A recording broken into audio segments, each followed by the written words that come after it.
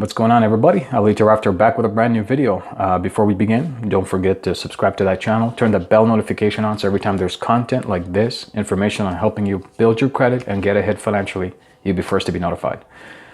Today's going to be an interesting topic. I want you to bear with me because it may be a little bit lengthy, but it's information that you need to know. So let's begin by talking about the Fair Credit Reporting Act, some of the things that is very essential and critical for you to know when you submit disputes, challenges, and or questions to the credit reporting agencies.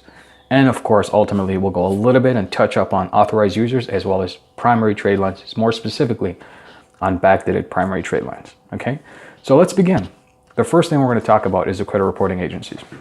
Now, for the most part, you guys are aware that, look, there's a lot of people out there that are talking about the way to send letters, what kind of templates to use. Not saying I'm endorsing anybody, nor am I saying that those methods don't work. And what I want you to know, however, is the process and procedure of how credit reporting specifically works on a company standpoint as well as the credit reporting standpoint, and what kind of relationship they have and what kind of rules and regulations are part of that relationship.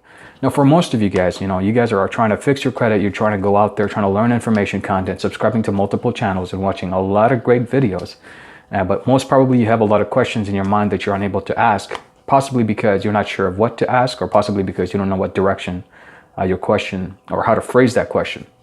So to help you get some clarity, to help you, tackle some of the misconceptions out there, my goal today will give you a little bit of a breakdown of how reporting works, what data furnishers have and part of that data furnishing relationship with the credit reporting agencies, and why you need to pay attention to that. Because first and foremost, right, like there are rules and regulations to everything. That relationship the credit reporting agencies have with the data furnisher is very sacred on their own, right? So they have this subscription agreement, whether it be with Experian, whether it be with TransUnion, whether it be with Equifax. These subscription agreements is what comprises of that relationship between where a data furnisher could put information on a customer's credit report, such as yourself, and what they're allowed to do, how they're allowed to do it, and particularly what rules and regulations are based on particular investigations. So investigations take place when a dispute starts. So the rules dictate, and this is according to the FCRA, a first right of action, which is essentially a lawsuit against the original furnisher, cannot happen. Basically, you can't sue a company for reporting information before you actually start asking the credit reporting agencies to investigate. And only then, if there is a legitimate trail of you ask the credit reporting agencies, hey, look into this item, and the data furnisher responds without, really giving you too much detail, the credit reporting agencies cannot help. Only at that time, you can actually sue the company directly. But if they go to court and you sue the company directly prior to going through those steps, most probably the case will be thrown out of court. And the reason why, it's because the FCRA does protect the credit reporting agencies and the company within those guidelines. So there are a set of rules and regulations that you need to know. That's the first thing. Now, the second thing, excuse me, is you got to pay attention to what eOscar is. Now, a lot of people are saying, well, eOscar is, everybody has that. The credit bureaus have that. The companies have that. Collection agencies have that. And that's not true. Okay, that's not true. eOscar is a data format which is only part of the credit reporting agencies. It's a system, which is an intranet, which is internal communications network, that the credit reporting agencies use, including Innovis. The only time that third parties like collection agencies, data furnishers, credit card companies, loan companies, and any other furnishers that put information on your report could communicate with eOscar is if they have something called the Metro 2 format, which is the software that's essential for reporting. So that Metro 2 software communicates with eOscar, right? So it's like two pieces of software communicating with each other, like two hands to clap, right? That's the only time eOscar can recognize. Now, in order for eOscar to recognize a format of however the information is submitted to the credit bureaus, it has to be Metro 2 compliant. So let's go over what that means. So Metro 2 compliance is a series of codes. Compliance codes is what we call it. When you actually subscribe to the credit reporting agreement with the bureaus, let's say if you're a company and you're trying to report information of a customer to the credit bureaus, there are minimum requirements. And there's compliance requirements. Now, a lot of people don't know this, but compliance requirements are so critical nowadays because in 2015, there's a thing that happened in New York, state of New York, with the Attorney General's office against the three credit reporting agencies. And in this situation, what's critical to understand here is that a lot of these bureaus were complaining about the frivolous disputes that they're getting and everything like that. So the Consumer Financial Protection Bureau, along with the statewide, New York State Attorney General's office, what they did is they made it mandatory to submit documentation to the data furnisher with an image attachment. Now that documentation, the original one that the Oscar communicates with the data furnisher, is called the ACDV form, okay? Automated Dispute Verification. In that form, you can do an image attachment. So if you have anything, in addition to whatever your dispute is, like, hey, look, there's proof that I paid this on time, or there's proof that this is a fraud report, whatever, right? They're supposed to take that information, attach it, and send it to the data furnisher. Once the data furnisher gets it, they use the AUD form, Universal Data Form, and they send it back to the credit bureaus through the Metro 2 compliance software. When that happens, they have this little checkbox in the bottom.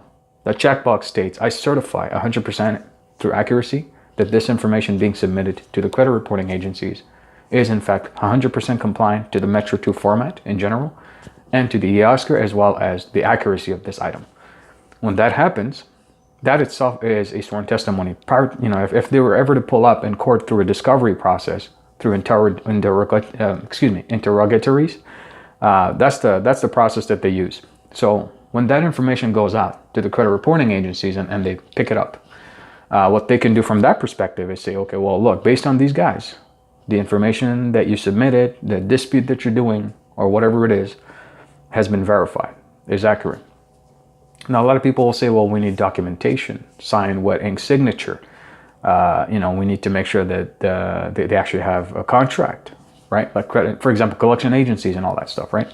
So let's break into that myth. Let's break into the reason why signed documentation is it's an ask that's almost impossible, right? So let's go back into the way the system changed. Before there was Metro 1, right? The EOSCR, the version 1. You could ask all sorts of things. But in 2015, with this credit reporting settlement agreement that took place in New York, with this image attachment, with the certification checkbox on the data furnisher side, lots of rules and regulations changed. Now, unless you're in the industry itself and you're practicing, you're helping companies set up credit reporting, and of course, you understand the rules of compliance with the Metro 2 and industrial level, whether it be on a data relationship with the furnishers and the credit bureaus and all the other bureaus that are aligned, and the CFPB's rules and guidelines of investigation. It's kind of hard to tell. You can just take information off the internet and try to interpret it your own way, and you can be really good at convincing people that that's the way to do it. But end result is rules are rules, laws are laws. Okay, so going back into that.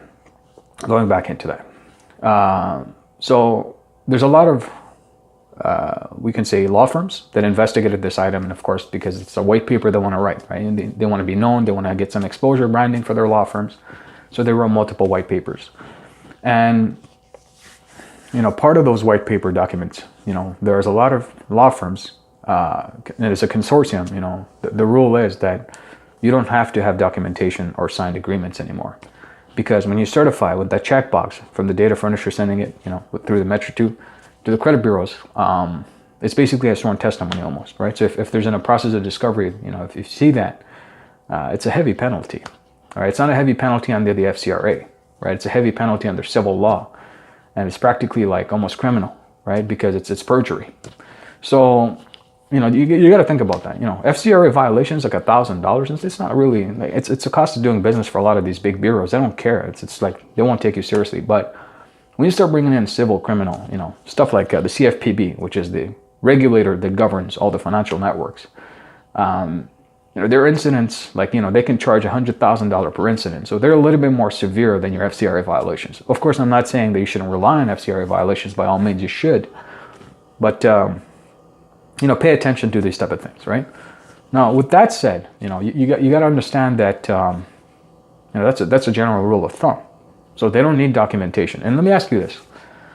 When you sign or apply for a credit card, let's go for Discover. Let's say you go on Discover and you try to apply for that Discover card. Where do they ask you to sign? Where exactly do they ask you to sign? And let's talk about the credit card companies in general. How big are they, right? Don't they have internet, Google search? Don't they know the game a little bit? Of course they do, right? So let's not assume that they're ignorant of this fact of a lot of people asking for signed documentation. Let's not assume that they don't know the rules. Yeah, it's unsecured credit. Basically, you don't have any assets, underlying with it, and that's why there's a loophole, the Fair Credit Reporting Act, to fix it. But if they were very tight, If they were really heavily regulated, trust me, there would be no way to fix that, right? But one thing is definitely for sure, okay? You don't need signed documentation. That just doesn't work, okay? What they can ask for is security questions, verifications. They can ask you, hey, give us a call just to check your identification. And once we do that, then we'll issue the card to you. So, those are some of the things you got to understand. Now, just breaking that down, going back into the whole concept of handwritten letters, send it with stickers, all that stuff that you hear. You can do it. I'm not asking you not to do it. But what you're basically doing is delaying the process, essentially, because somebody now has to look into it because the system couldn't read it. eOscar couldn't read it. So they're going to look at it and they're going to say, okay, wow, this information doesn't make sense. It doesn't add up. So let's put it in our system. Because there's protocols, right? There's rules and regulations. The government is heavily monitoring these type of activities. So they can't just break the rule and decide to fix it because they feel like it and because you send them stickers, right? It doesn't make sense.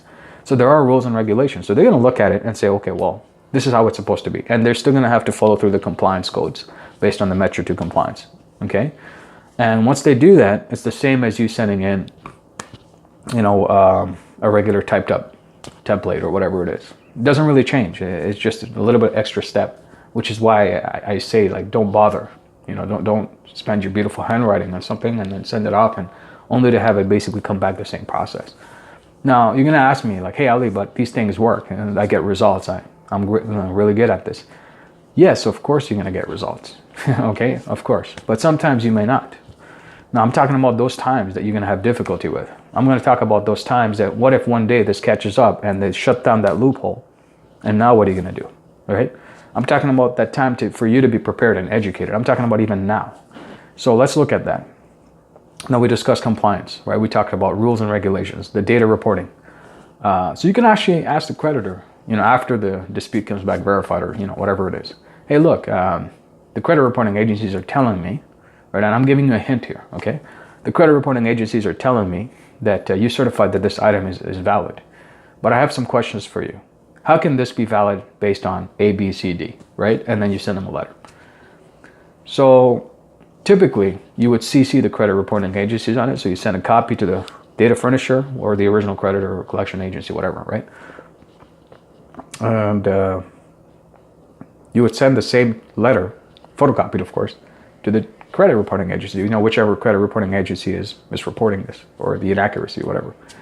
So you got to put the verbiage that you actually know, okay, that whenever they submit the AUD, that they have that checkbox, the compliance. Just say that you're educated and I've been looking up information and I know for a fact that you got to put that checkbox when you send information back to the credit reporting agency. So I just want to confirm with you prior to me going the legal route and requesting discovery through the court system that you actually did comply with the rules and regulations, because I know based on the CFPB's guidelines, the fines are very extensive on top of the FCRA violations, right? Just say that. And trust me, most of the times they'll work with you to resolve that issue. Credit reporting is not magic, man. Like it's really simple. If you know exactly what you're doing, if you know the rules and regulations, if you know how to do it the right way, you're not going to have any issues. Okay, so that's the first thing. So just to clarify back, in summary, essentially, right, this new credit reporting settlement agreement essentially allowed the credit reporting agencies to have this image attachment on their ACDV form when they send it off to the data furnisher. The data furnisher, which is the creditor, collection agency, whoever it is, gets that info, looks at it, investigates, and says, okay, well, we certified that this information is valid based on that checkbox, sends the AUD, Universal Data Form, back. They get it, and they send you off a mail and say, look, this is accurate because of this. The creditor stated that it's accurate, right? And then you got to check. You got to look at the item, see, well, some things don't add up, right? You got to investigate yourself and say, okay, well, I have some questions now. You send a letter directly to the creditor and say, these guys are saying that it's accurate, but I know based on my research that you got a certified checkbox that everything is accurate. Now, how can this be accurate based on whatever amount of questions you have, or based on your own investigation? So that's how you gotta go about challenging or questioning these type of items, right? So that's the summary of it. And we talked about signed documentation. Well, I just told you, you don't necessarily need it. A lot of law firms are agreeing to this, and of course that's why the system exists, or else it would have been done a long time ago. Okay, Now going into and I'm going to touch up a little bit on the authorized users and why some of the cards are being shut down. And of course, backdated primary trade lines. Yeah, I know you guys are waiting for this. Now, let's begin with authorized users. Now, a lot of people will say, "Well, Ali, it works. I've added authorized users, and I'm good, and I'm doing well. My credit is increasing." I'm not saying it doesn't work. All right. So authorized users do work. Here's the way it works. If you have family, friend, somebody who's willing to add you to their account because it's within a close proximity, or even you have a written relationship with that, then it's fine. But if you don't have a written relationship and you're going out there like companies like Strong Tower and all those other, Superior Trade Lines or whatever they call themselves, what you're doing is, so I worked in risk and fraud analysis, right? Like as an investment banker, like back in the days, I had softwares and we used to communicate with the credit reporting agencies regularly. And one of these softwares, right, what they do is they check this IP address, right, where the request is coming from and the phone number, and then they look at the address. Okay, this is the primary card holder, this is the AU. The primary card holder is in California. The AU is in the state of Florida. There's no past relationship, right? There's no, and all that stuff. And then they look at transaction history and they'll break it down. They'll be like, okay, well, this person never been to Florida for the past 6 years, and all of a sudden this guy pops up, right? Not going to say they're going to flag it right away, but it's something that they keep internally for investigation purposes, right? Then, don't forget that, the credit reporting agencies, they're aware, right? So they actually flag it too. Once that happens, they flag it. The original creditor now looks at this and says, okay, how is this relationship being established? How does it work exactly, right? And they know that some people pay for AUs and stuff like that, and it's constantly swapping. So when they see one person constantly swapping names and stuff like that, that flags the system, right? That flags the system. When the system is flagged, what they do is they would ping that card, right? And they would figure out, okay, well, how is this information being validated and stuff like that? So they would actually call the primary user. Sometimes they'll ask questions just to interrogate the individual. They say, well, can you explain to me what exactly your relationship with this person? And then they'll call the person. Like, can you give me the phone number of that individual? And then they'll ask, what's your relationship? And sometimes there's inconsistencies. And they know, they're not stupid, that people are paying for these type of things. Now, when you do that, when you pay for some AU and stuff like that, what it becomes a banking product. Okay, it becomes a violation of the rules and regulations when you sign that agreement to get the credit card, to get that loan, to get whatever it is, right? When you violate that rule, they have the right and the obligation, possibly, to shut you down, shut the primary card holder down. And when that happens, that's what AUs are being shut down for. Now, the other side of this story is, let's say you have somebody that you know, your grandmother, your father, your uncle, your friend that's very close, by the way, within a proximity, typically within 200 to 300 miles within distance. If not, even if it's 1,000 miles away, at least you have a written documentation and some sort of relationship established over time through transaction history, whatever, right? And they'll be able to tell, okay, well, this is legit. And because that AU is lasting for like a month, 2, 3, 4, maybe 7, 8, 12 months, right? And that's the general rule of thumb, because there's not people constantly swapping in there. And it's not like 300 or like, not 300, but let's say like 20 people added to that card every month and being taken out. So, those are some of the things to keep in mind. You offering AU, let's say from your own, to extend it to a friend or family, that's fine. But when you start making money on it, and when there's no relationship between the distance or some transactional history with that person that's being added as an AU, and you're constantly swapping, the credit reporting agencies will also look at that, as well as the original credit card company, and they will flag you. Now, it's a question of a matter of time. Maybe they won't flag you instantly. Maybe they'll think like, hey, look, let's investigate this. Let's see if it's an ongoing pattern. And then from that perspective, you're making money on it because they'll ask those questions if they have to. And I'm not saying this is the case for every single time. I'm saying this will be the case for a certain time, right? And when they do that, do you want to be on the wrong side of the discussion table, right? You don't want to be. That's why AUs are very risky. Now, I endorse them, but I say that you got to do it with the right people. You got to do it with the associations that you have, and it's got to be long term. Don't ever think for doing AUs for a month, for 2 months. Those are the typical times that you're going to have a red flag, right? You already know that that's the risk. Don't take it, and don't ever publicize that you're making money on it, because if that's the case, you're violating the rules and regulations of the agreement for you when you sign that credit card, or when you apply it online because you checkbox that the information you provided is accurate and you abide by the terms and conditions in the policy of usage for that credit card, right? So, that's just, some of the clarifications I wanted to give you guys. Looking at primary trade lines now. A lot of people are, applying for all sorts of primary trade lines now. Of course, if it's something that you're applying for brand new, and you're actually legitimately using a revolving line on a website or some store, beautiful. You're building your credit history. Of course, you want to keep your utilization low and increase your scores like that, and somehow have a financial plan to put that in the bigger picture of you getting wealthy, right? Now, backdated primary trade lines. Now, that's a very tricky one, right? Here's why it's illegal.